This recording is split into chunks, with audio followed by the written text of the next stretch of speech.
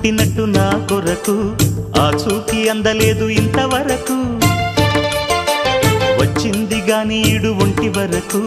వేధించలేదు నన్ను జంట కొరకు చూశాక ఒక్కసారి ఇంత వెలుగు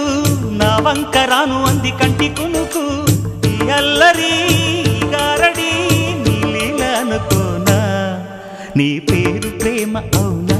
ఇవాళే నిన్ను పోల్చుకున్నా